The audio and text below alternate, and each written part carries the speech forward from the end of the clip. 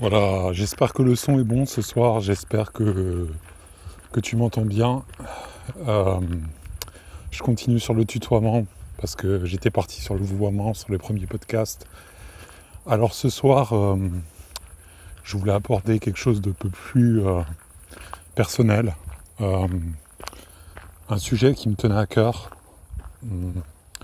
sur l'entrepreneuriat digital et dire aussi que c'est plus compliqué que ça n'y paraît, que les choses sont pas aussi simples que vous vendent les vendeurs de cartes postales sur LinkedIn ou sur Internet ou tous les influenceurs. La vie d'un entrepreneur digital, elle est jalonnée de solitude et de travail au quotidien. Et surtout, elle demande beaucoup de rigueur et d'effort. Et ne vous attendez pas à faire 35 heures par semaine. T'attends pas en tout cas à faire 35 heures par semaine parce que c'est vraiment hardcore. Donc, le sujet de ce podcast, ce sera comment gagner ces 1000 premiers euros par mois. Je dis bien 1000 premiers euros, mais de manière récurrente. Parce que c'est pas tout de gagner une fois une grosse somme sur Internet, c'est un peu de lisser ses revenus. Alors on peut gagner un peu plus, on peut gagner un peu moins, mais comment atteindre ce seuil, cette barre des 1000 euros symbolique.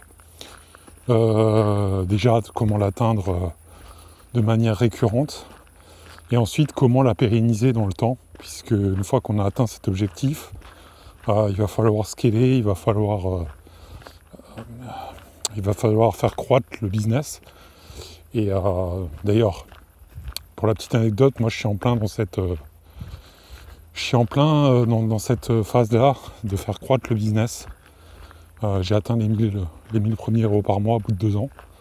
Et régulier. Et là, je veux faire croître mon business. Donc, je t'avoue que c'est pas non plus une phase simple. On croirait que c'est simple, mais parce qu'il y a plein d'autres enjeux, il y a des coûts qui se rajoutent.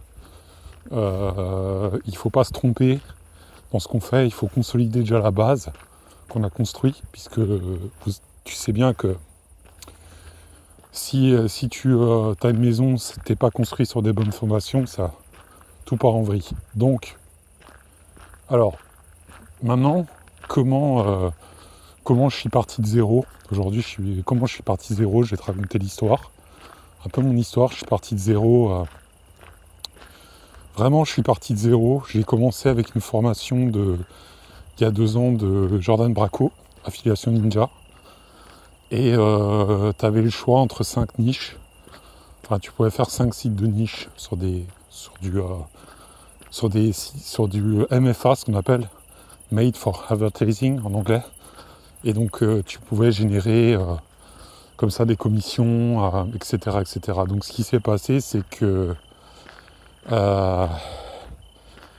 j'ai soumis 5 niches, on m'a validé les 5 niches, et il s'avère qu'aujourd'hui, là où je fais de l'argent, ça n'était pas une des niches que j'ai soumises dans cette formation. Déjà, ça te plante le décor. Donc à l'époque, on était à peu près, je te dirais, on était à peu près 1200 élèves dans cette formation. Au point culminant de la formation, le coaching était vendu 3000 euros avec un accompagnement sur 1 an. Sur 3 mois à la base, mais il y en a qui sont restés 1 an comme moi, qui ont profité pendant 1 an, toutes les semaines, d'avoir quelque chose. Et je t'avoue que ça m'a beaucoup aidé dans la progression, dans la mentale.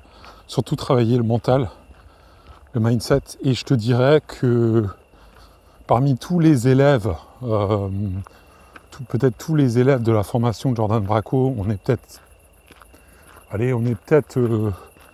je ne vais pas te dire de mensonge, on est peut-être 3% à avoir continué, pas lâché l'affaire. Alors, soit on a continué dans l'affiliation, ce qui est mon cas, jusqu'à maintenant, parce que j'ai d'autres projets que l'affiliation. Je veux monter une marque à l'international. Je suis parti aux US, j'ai mon site de marque aux USA. Et consolider mon affiliation en France. Et puis il y en a qui ont continué vraiment dans l'affiliation pure. Je connais quelqu'un aussi qui a un site, je ne vais pas révéler sa niche pour la confidentialité. Mais lui, il a continué dans une niche. Et ma foi, il réussit plutôt bien. Je ne sais pas combien il gagne par mois, mais je pense qu'il arrive à en vivre. Et puis après, il y a beaucoup de gens qui sont partis de l'affiliation pure, puisque Amazon a commencé un peu à baisser ses taux. Et puis pour Amazon, il faut vraiment cibler son produit et faire du volume. Chose que quand tu es indépendant seul, tu peux pas. Donc, moi c'est différent. Moi j'ai un parcours complètement à part, tu vois. Je peux pas tout te raconter là dans ce podcast, mais comment j'ai atteint mon premier millier d'euros, j'ai jamais atteint une affiliation pure, pour être honnête avec toi, mais je l'ai atteint avec des compléments. J'ai revendu des sites expirés notamment, que j'avais achetés. J'ai fait un peu du gambling de sites. J'ai revendu surtout aux États-Unis, en Amérique. En fait, il y a beaucoup plus de pognon. Et c'est ça qui m'a permis d'arrondir mes fins de mois. Parce que sur le marché français, si tu veux, j'y reviendrai après, t'es vite limité en termes de gains. T'es vite limité. Donc je me suis lancé dans ce truc. J'ai lancé à peu près une 50aine de sites. Bref, un peu moins, je te dirais entre 40 et 50. Je peux même plus les compter, tellement j'en avais à un moment. Et puis, il n'y en a que vraiment aujourd'hui 2 qui fonctionnent bien, parce que j'ai eu le temps de travailler, et un qui est pas trop mal, qui se maintient. Et voilà, mais c'est eux qui me font principalement tous mes revenus aujourd'hui, c'est ça qui est fou. Sur toute la horde de sites que j'avais, j'en ai laissé crever plein. Et ça a été vraiment un apprentissage intéressant, puisque l'avantage de monter beaucoup de sites, c'est ce que je conseille à beaucoup de gens, c'est qu'on voit des patterns, on voit des choses qui se répètent. Au bout d'un an, on voit vraiment des évolutions dans les cercles, on voit des choses qui bougent, qui se passent. Et ça, c'est vraiment passionnant, parce que on est en contact avec vraiment l'environnement. Et c'est le premier conseil, voilà. Si je peux te donner un conseil super utile, c'est monte un maximum de sites sur 3 mois, avec un cocon sémantique sur chaque site. Pas la peine de faire plus. Puis après, laisse maturer ton truc. Ça sert à rien au début de travailler à fond, comme j'ai fait sur un seul site. C'est trop casse-gueule en fait, parce que tu peux pas savoir comment Google va réagir. Et surtout si tu pars sur des domaines neufs, sans backlink, sans rien, le temps que Google capte l'intention, sniffe ton site, de quoi il parle, tu seras mieux en laissant travailler l'algorithme, en laissant maturer. Et contrairement à ce que te disent les gourous, c'est pas grave si tu publies pas au début beaucoup. Vaut mieux que tu laisses maturer le site et après revenir dessus, voir les requêtes qui sortent dans la GSC et revenir 6 mois, 8 mois, 9 mois après. Donc surtout, t'inquiète pas, si jamais t'as... C'est pour ça que le SEO, en fait, c'est du long terme. Donc si t'es pressé, ça va pas le faire. Faut pas être pressé, faut pas être stressé. Par contre, après, c'est payant. Mais au début, tu as une traversée du désert, je te dirais, d'environ 1 an. Pendant 1 an, il faut que tu lances plein de sites, que tu crées des cocons sémantiques. Et surtout, au départ, analyse bien la niche. C'est ce que j'allais te dire. Moi, je te conseille de faire une niche Maslow, besoins fondamentaux de l'être humain. Tu ne pourras jamais te planter. Ce sera plus difficile de te positionner dans le temps, mais tu n'auras aucune chance de te planter, puisque les gens, comme c'est des besoins essentiels, universels, ça ne peut pas mourir, quoi. Les gens, ils en ont toujours besoin. Donc, ça, comment je suis arrivé aux 1000 euros ? Et bien justement, le choix de la niche. Comme je te dis, la niche, c'est très très important. Donc tout ce que j'avais fait avec les Jordan Braco, les niches que j'avais soumises, ça répondait pas à ce besoin, ou alors la niche était trop, si tu veux, c'était un produit Amazon. Par exemple, j'avais fait un site, je donnais sur les dashcams, tu pourrais dire oui, c'est les sécurités, les caméras de surveillance, les dashcams, c'est la sécurité. Tout ça, ça peut rapporter beaucoup d'argent. Et ben, Manque de bol, c'est une niche quand même assez restreinte. Et puis le prix de la dashcam, il faut que tu en vendes. Il faut que les mecs reviennent beaucoup et achètent beaucoup pour que ce soit rentable. Donc c'était pas rentable. Donc mais c'était la niche en soi n'était pas mauvaise. On était sur un peu une niche Maslow, mais on avait un seul produit. On n'avait pas un système domotique de sécurité, par exemple, qui coûterait peut-être 1000 euros ou voilà. Donc là, c'était pas intéressant. C'était pas intéressant parce que ça coûtait à maximum 500 balles la dashcam. Et donc avec ça, tu n'allais pas aller loin avec les conditions Amazon, quoi.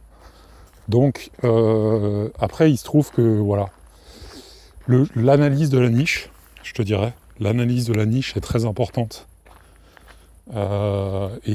Grâce à une tendance que j'ai flairée aux USA, et après il y a le timing. L'analyse de la niche, si c'est une bonne niche, mais il y a aussi le timing, l'anticipation.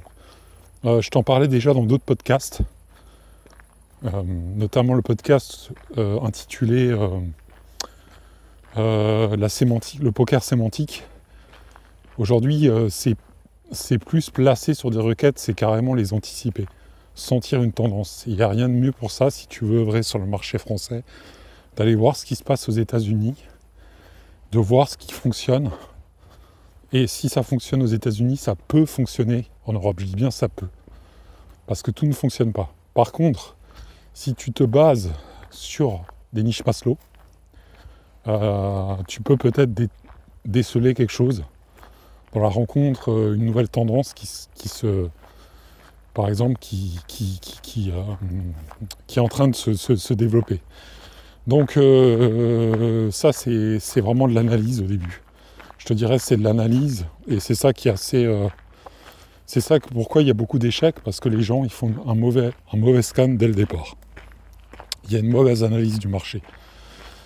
Et j'ai réussi à atteindre ça parce que j'avais cette intelligence d'esprit de faire quelque chose qui était bankable, mais surtout quelque chose que personne ne voulait faire quasiment.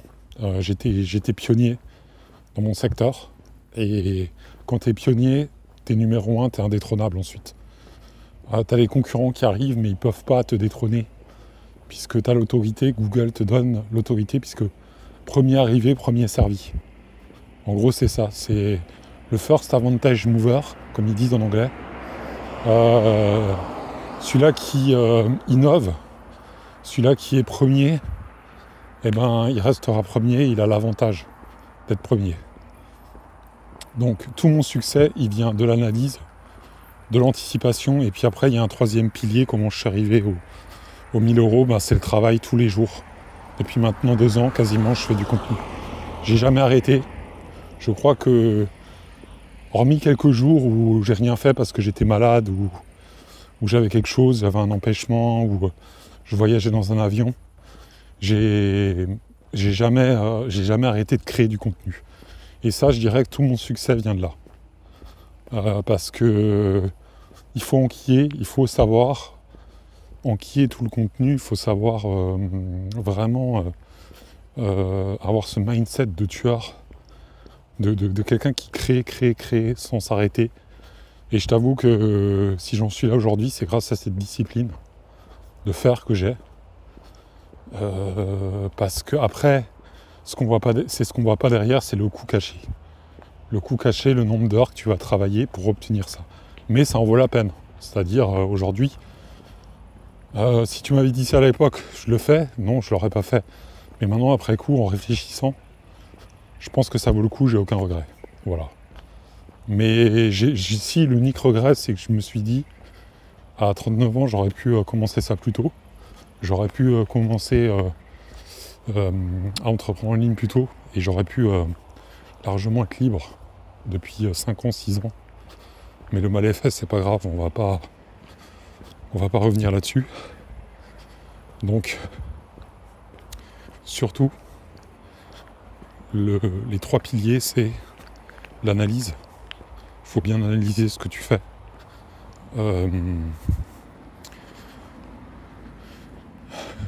La niche Maslow, très important, d'accord ? Parce que sinon tu es dans la merde, si tu fais une niche tendance. Et ensuite, le mental, c'est-à-dire tous les jours faire quelque chose, même si ça ne te paraît pas grand-chose, avoir cette habitude de faire quelque chose. Même si c'est une demi-heure, t'en peux plus.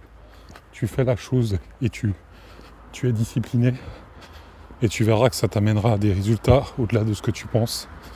Parce que moi, les raisons de l'échec, souvent, c'est mauvaise vision et surtout l'abandon. Et après, tu as l'anticipation aussi, mais ça, c'est un peu une qualité de flair. Je te dirais que celle-là, elle est optionnelle, mais elle peut grandement t'aider d'avoir le sens anticipatif. Mais déjà si tu as la bonne analyse et l'action derrière, le travail régulier, tu as de grandes chances d'y arriver. Honnêtement, tu as de grandes chances. Et tous les cas d'échec que j'ai vus, parce que j'en ai croisé des mecs, des gars qui ont fait la formation, ils ont abandonné parce que ils n'arrivaient pas à être concentrés. Et du coup, ils se sont perdus en chemin et ils ont arrêté. Donc ce qu'il faut, c'est que tu sois super concentré, focus sur l'objectif et jamais arrêter. Il faut jamais arrêter, même si une journée t'es pas bien, tu fais une demi-heure, quelque chose d'autre. Mais surtout, t'arrêtes jamais. C'est le message que je voulais porter. Donc comment gagner ces 1000 euros et les consolider, il faut jamais s'arrêter. Faut toujours trouver des ressources internes, comment tu peux scaler ton business, comment tu peux te développer. Et il faut surtout, le plus important, avoir cette vision long terme de ton business, pas gagner de l'argent à court terme. Ça aussi, c'est quelque chose qui détruit les gens. Je vois beaucoup de gens qui pensent juste à faire du pognon directement, des gains rapides, et souvent c'est ça qui les tue. Parce que les gains rapides, c'est jamais rapide. Ou alors si c'est rapide, ça va s'éteindre comme un feu de paille, et tu auras tout recommencé derrière. Parfois, quand tu construis en organique, c'est super lent. Par contre, c'est beaucoup plus durable. T'as une base beaucoup plus durable. Alors, je te dis pas que c'est invincible, mais c'est beaucoup moins stressant que si tu devais construire avec des hacks, et c'est pour ça que les gens abandonnent après.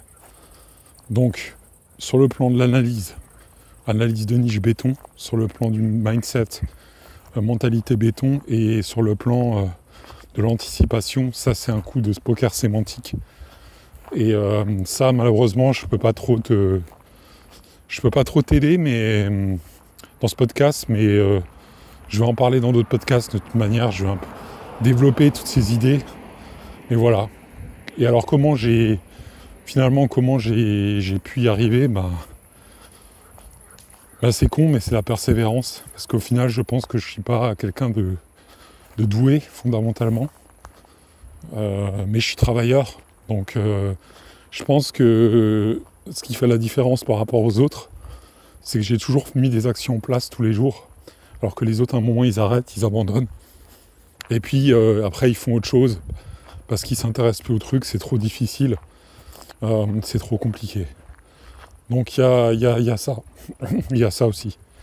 Et là, c'est pareil, tu vois, je fais des podcasts, c'est pas parfait du tout. Je te parle, je tousse, je marche. Je suis dans la nature, donc... mais... je me force à les faire ce soir et à te parler. Je m'en fous si je serais écouté 30 secondes. Peut-être quelqu'un va écouter beaucoup plus. Mais voilà, je fais l'effort de me dévoiler, de documenter un peu, raconter des choses. Et je me sentais pas avant beaucoup... je m'en veux aussi, hein, mais je me sentais pas... ça me faisait chier de me dévoiler parce qu'en fait, j'avais pas les résultats. Donc je me sentais pas légitime pour parler. Et maintenant que j'ai atteint un certain seuil des 1000 euros, je me sens beaucoup plus libéré sur la parole, en fait. C'est bête, mais c'est comme ça, quoi. Je crois que l'être humain, il a besoin de validation en termes de signaux, peut-être... soit c'est les signaux, c'est l'argent, soit c'est les signaux de reconnaissance, tu vois, sur les réseaux sociaux. Moi, c'est plutôt l'argent qui me drive, en fait. Si je me dis, si je n'arrive pas à faire telle et telle somme par mois, je suis pas bon. Si j'arrive pas à faire tel trafic, faire telle et telle prise, telle prise de lead. Là, en ce moment, avec un site, je prends 1-3 mails par jour, ce qui est énorme. Je prends 1-3 mails par jour, tranquillement, sans forcer. Donc ça, c'est une preuve que le tunnel marche, le site fonctionne. Et j'ai un deuxième site qui commence à capturer du mail, tout doucement, mais c'est encore timide. Mais tu vois, c'est la preuve que je fais pas que du SEO. Je fais du marketing avec le SEO. Et je travaille aussi en écosystème, donc je fais des sites sur des niches connexes ou sur la même niche pour consolider mes positions. Tous mes sites sont pas voués à ranker ou à cartonner, mais ils occupent de la place dans la SERP de Google et dans la tête des gens. Et en fait, c'est ça le principal. Le reste, je m'en fous un peu. Et alors, j'ai pas beaucoup de sites, tu vois. En gros, j'en ai 3-4 ou 5 qui occupent les places. Et il n'y en a que 2 vraiment qui sont très très forts aujourd'hui. Donc voilà, les 1000 euros pour moi, ça met du temps. Donc après, qu'est-ce que j'ai fait? À part la formation de Jordan Braco, j'ai rien fait. Tu vois, j'ai rien fait. J'ai fait presque aucune formation en fait. C'est ça qui est dingue. Je me suis plus éparpillé. J'ai foncé. Et en fait, si je me souviens bien, j'ai presque plus aucune formation. Et le dernier point pour te dire ça, comment y arriver, c'est surtout honnêtement, ne fais pas 36 formations sur internet. Cible une niche qui est bankable, où tu sens que tu peux t'épanouir dans le sens où tu sens que tu peux avoir quelque chose. T'as une fibre dedans, parce que ou alors t'as pas du tout de fibre, mais tu te lances dans la niche comme moi, et au fur et à mesure t'écris et ça commence à te plaire, parce que tu commences à faire de l'argent avec, et ça commence à t'intéresser mécaniquement. Mais en gros, il faut vraiment te lancer, quoi. Lancer dans quelque chose qui est économiquement viable, tu vois. Il faut analyser, par exemple, tu peux faire les poêles à bois, même si c'est saisonnier. Tu sais qu'un poêle à bois, tu vas le vendre plusieurs milliers d'euros. Mais si tu fais des ustensiles de cuisine, des couteaux japonais, par exemple, là, c'est un peu mort. Te lance pas dans un truc comme ça, quoi. Je te conseille pas. Mais en tout cas, aussi pour te dire, il faut pas hésiter à te lancer, en fait, à te lancer et surtout utiliser YouTube. Moi, l'erreur que j'ai faite, c'est pas utiliser YouTube. Tu vois, j'ai fait beaucoup de... Alors moi, j'étais éditorialiste chez Objectif Éco à l'époque, chez Charles Ripart, donc je connais très bien l'univers de la rédaction. J'écrivais beaucoup d'éditoriaux, donc en fait, je suis de ce milieu. Je suis né la tête dans un... Enfin, je suis dans le truc d'auteur. Publier, c'est un peu ma vie, donc c'est pas reproductible peut-être chez toi. Peut-être que toi, t'es pas à l'aise à l'écrit, t'aimes pas écrire. Moi non plus, j'aime pas écrire tous les jours, je te rassure, mais j'ai cette habitude, cette rigueur d'écrire, souvent. Donc ça aide beaucoup. Mine de rien, ça aide. T'as beaucoup d'acquaintances et tu sais après qu'est-ce qui fonctionne, ta manière d'écrire, t'as des petits shortcuts. Et voilà, et donc c'est pour ça aussi je pars pas de zéro, même si je te dis que j'ai pris une formation chez Jordan Braco pour le SEO, j'avais ce passé d'écrire. Maintenant il y a l'IA, ça peut t'aider énormément, mais honnêtement la vidéo, ne néglige pas ça surtout. Et alors si tu as des problèmes avec te montrer ta face, fais comme moi, commence avec des podcasts, tu montes pas ta tronche, tu parles, et quand tu seras à l'aise, quand tu te sentiras bien, beaucoup mieux avec les gens, là tu enlèves et tu te filmes. Mais tu vois, moi par exemple je fais ça, pas que je suis pas à l'aise devant toi, mais c'est parce qu'en fait j'ai un concept de faire des podcasts où je monte pas ma face et des podcasts où je monte ma face. Enfin, tu verras déjà. Mais c'est pas mal en fait. C'est parce que là, souvent, je sors le soir, tu vois, et je peux pas me filmer, il fait noir. C'est chiant avec un téléphone. Donc et puis ça me saoule d'emmener du matos de dingue pour faire des tournages. Donc, je vais pas te saouler plus longtemps parce que là, je dévie du sujet, c'est dingue. Et ouais, donc comment gagner les 1000 euros, comment j'y suis arrivé, c'est choix de la niche Maslow, béton. 2, c'est le sens de l'anticipation, prendre une tendance émergente aux US et la calquer en France, par exemple. Et 3, c'est avoir toujours ce flux, cette mentalité béton, cette action tous les jours, cette rigueur, cette discipline. Ces 3 éléments font que ça peut te mener très très loin. Très très loin, plus loin que tu imagines. Bon, on en reparlera sûrement. En tout cas, si ça te plaît le sujet, n'hésite pas à t'abonner à ma chaîne, parce que je vais aborder plein de trucs ces prochains temps. Donc n'hésite pas à t'abonner. Et puis si jamais tu as envie de causer de ton projet, tu as un projet SEO, tu as un projet de business et que tu veux le lancer, et que tu serais intéressé d'en parler, tu sais où me trouver. J'ai un site internet, les4sig.com. Tu réserves ton créneau dans le Calendly, c'est gratuit.